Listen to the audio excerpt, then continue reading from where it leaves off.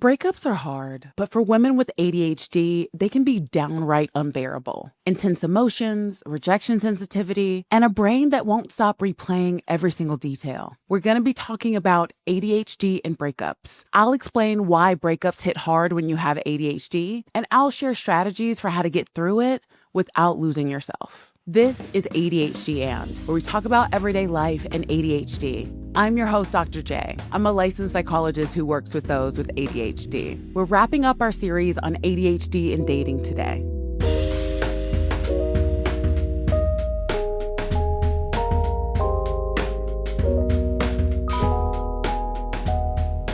So, why does a breakup feel more intense with ADHD? Let's learn what happens when the relationship ends. Number one, your brain's reward system just lost its favorite person. Romantic love and early attachment light up reward and motivation circuitry. So when the relationship ends, your brain can react like it's going through withdrawal. You'll have cravings, intrusive thoughts, checking behaviors, and swings between I'm fine and I have to call them right now.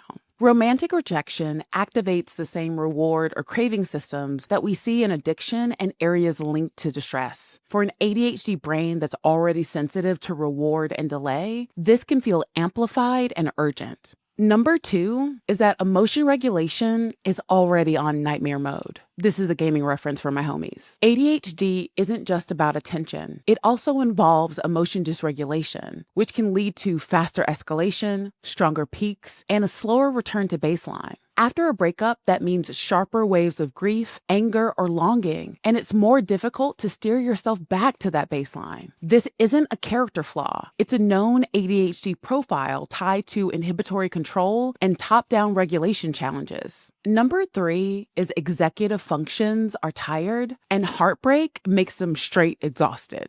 Sleep gets weird, meals get skipped, routines collapse, and executive functioning hates all of that. The more your basics unravel, the more rumination, impulsive texting, doom scrolling, and late night detective work feels irresistible. Stress biology also ramps up after social loss, which can further impair mood and self-control. Number four is social pain overlaps with physical pain. The brain regions that are associated with processing social rejection also overlap with those that process physical pain. Translation, that sensation in your chest or stomach is real. It's not dramatic. There's a reason why we call it heartbreak. You're not just missing the person, you're missing the structure and the stimulation of being in a relationship. A common question that I get is ADHD symptoms worse after a breakup? The answer is yes. Stress makes ADHD symptoms louder. After a breakup, because of all the things I mentioned before related to lapses in routines and weakening executive functioning as a result, emotional distress can heighten distractibility, forgetfulness, and impulsivity. Research shows that stress and negative mood states impair working memory and self-regulation, which are already impaired in ADHD. So if you're feeling extra ADHD post-breakup, you're not imagining it. Your brain is juggling grief, rejection sensitivity, and baseline ADHD challenges all at once. Another common question is there such a thing as not moving on fast enough? The short answer,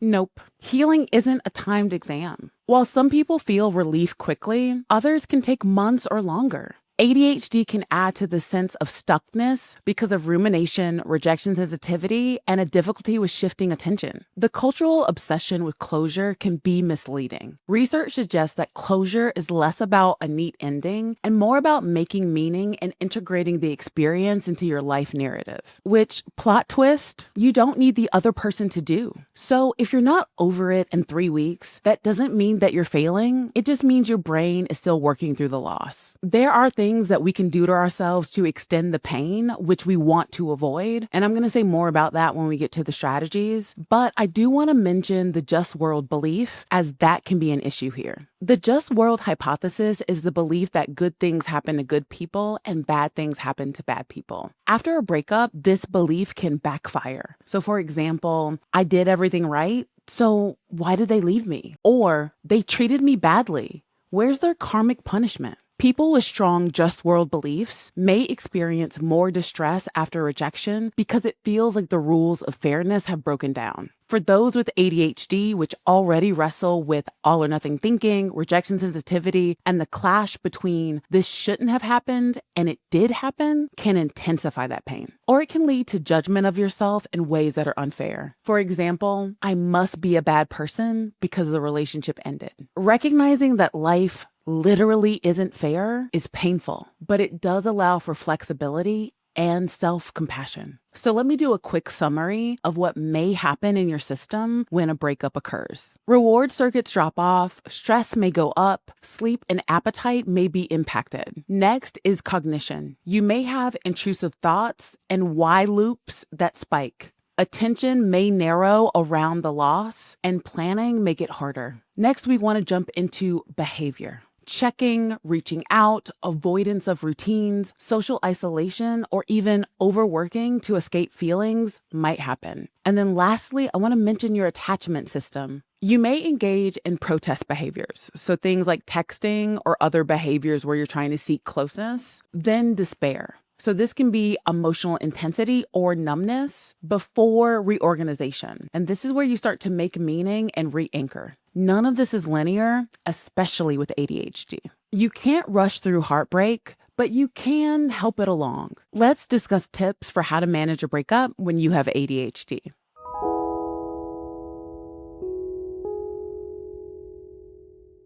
Let's look at rumination. This can show up as replaying every conversation, rereading text messages, or CSI Relationship Edition. Y'all know who you are, going back in their Instagrams for 12 years, reading comments, and side-eyeing the monitor. ADHD makes mental tab closing tougher, and grief naturally narrows attention to the loss. Rumination feels productive. If I can just find the exact moment that I went wrong, I'll feel better. But what actually happens is it typically worsens your mood and slows recovery. It also competes with sleep and routines, which further weakens your executive functions. This is a textbook example of a vicious cycle. Let's discuss what helps. The first thing I want to talk about is rumination interruption. So what you might want to do is set worry windows. So these are 15-minute increments of time, 1 to 2 times a day. Then you want to redirect to a task with a clear start and stop. So for example, you might put your laundry in the washer and then go on a walk. Rumination-focused CBT and behavioral activation can also help.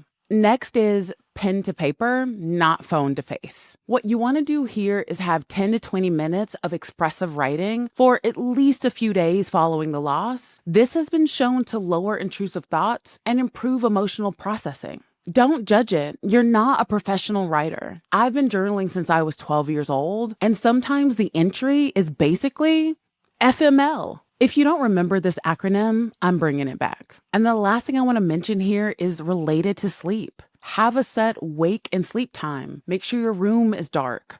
No scrolling in the bed. Even small sleep gains can improve your emotional regulation. The next thing we're going to focus on is impulsivity. That itch to text just one more thing is impulsivity, craving, and attachment alarm bells. And social media creates infinite triggers that act like mini relapses. So now let's look at what helps. First is friction beats willpower. Delete their thread, unfollow, move apps off of your home screen, or install blocking tools. When you're reluctant to engage in these sorts of strategies, just know that you're probably only making it worse for yourself. Which brings me to my next tip. DBT opposite action. If the urge is to plead or spiral scroll, do the opposite. Step away, call a friend, move your body, get outside. Opposite action isn't denial. It's choosing the behavior that serves your long-term values. And lastly, you want to implement a 24-hour rule. Any message you still want to send after 24 hours and a good night's sleep is likely to be thoughtful rather than reactive. And in most situations, that thought will be, I am so glad I didn't send that message.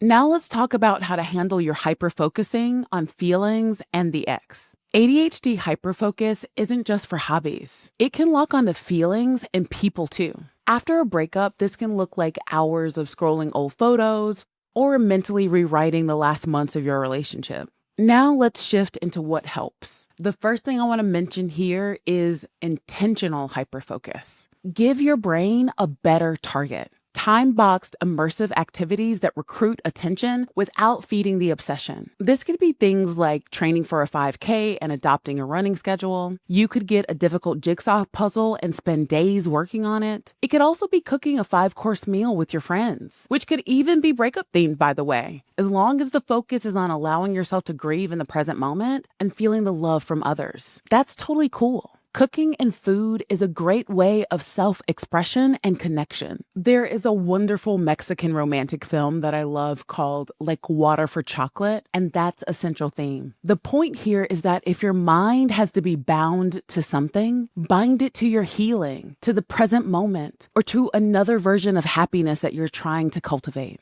The next thing to mention here is cognitive reappraisal. You want to catch thinking that is basically this pain is forever and replace it with this pain is for now. If you tell yourself that it's forever, it will feel like it is. Reappraisal has strong evidence for reducing emotional intensity and speeding recovery. And then lastly here, I want to mention behavioral activation. So you want to schedule pleasant or meaningful activities, even if you don't feel like it. Mood often follows action, not the other way around. It may not feel like it in this moment, but love is abundant. The world can fool you into thinking otherwise. Heartbreak can make you wary, but it doesn't have to shut you down. Music can also be a helpful release, and in honor of that, I've made a playlist for you that you'll find in the show notes. If you enjoyed today's session, be sure to check out our episodes on ADHD and dating, parts 1 and 2, where I dive into what happens with the ADHD brain during the initial crush and early relationship phases.